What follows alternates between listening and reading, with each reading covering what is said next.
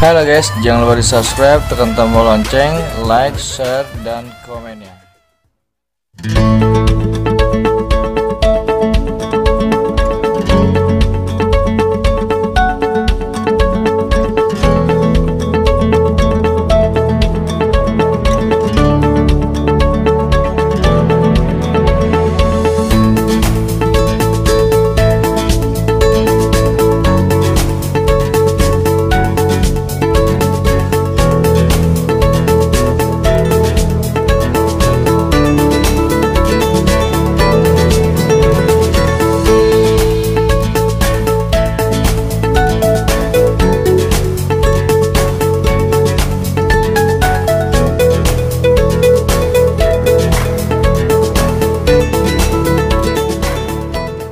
Karyawan dari Alpha Express, namanya Dea Fitria Melani.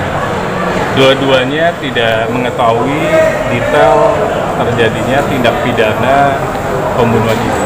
Bahkan saksi yang tadi saya sampaikan, kita tanyakan juga di garasi, apa yang dilihat di garasi. Ternyata saksi mengatakan dia turun ke bawah, kemudian membawa senter juga di garasi, tapi tidak melihat terjadinya korban. Padahal korban tersebut sebenarnya ada di garasi.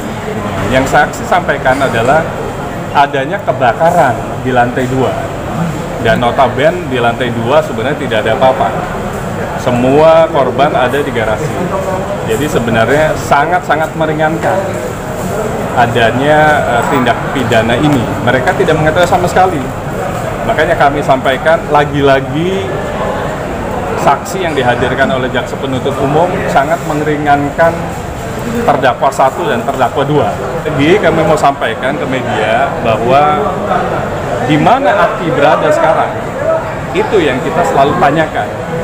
Karena ide dasar, ide untuk melakukan penyantetan, ide untuk menembak, ide untuk meracun, ide untuk membunuh, membakar, semuanya berawal dari ide dari Aki. Di mana Aki sekarang?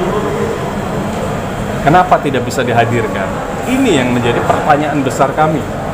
Kenapa JPU tidak bisa menghadirkan Aki yang katanya lagi-lagi masih DPO? Kenapa bisa mengejar yang namanya Agus dan Sugeng di Lampung? Padahal Aki katanya ketemunya di Jogja. Kenapa di Pulau Jawa tidak bisa menghadirkan Aki? Ada apa sebenarnya? Dengan begini akhirnya terdakwa seolah-olah tanda kutip aktornya. Padahal jelas dalam kronologis dakwaan semuanya adalah Akilah yang melakukan ide dasar terjadinya tindak pidana pembunuhan berencana. Dan kita tanyakan, ada dugaan kebakaran nggak? Oh, tidak ada, Pak. Yang kita tahu adalah ada kebakaran di lantai 2, itu pun konsleting listrik. Konsleting listrik berdasarkan informasi dari PLN. Padahal beliau adalah pemadam kebakaran, semestinya tahu ada sebab, ada akibat. Kalau bau bensin, ada kemungkinan kan terjadi kebakaran berikutnya. Namun ya balik lagi, alhamdulillah juga akhirnya saksi dua-duanya di hari ini tidak mengetahui pokok perkara pasal 340 tentang pembunuhan berencana tersebut. Jadi sangat-sangat meringankan bagi terdakwa 1 ataupun terdakwa 2. Kesaksian dari Dea yang pegawai Alpha Express yang menyatakan bahwa hanya membeli handuk, kemudian handuknya pun didiskusikan dengan laki-laki di luar.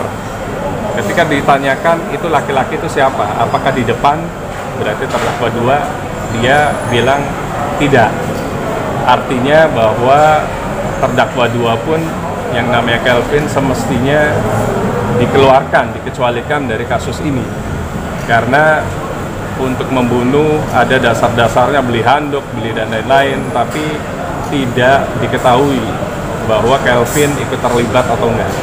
Jadi semoga kasus ini ada kesimpulannya, ada akhirnya, dan kita bisa simpulkan siapa sih yang melakukan tindak pidana ini.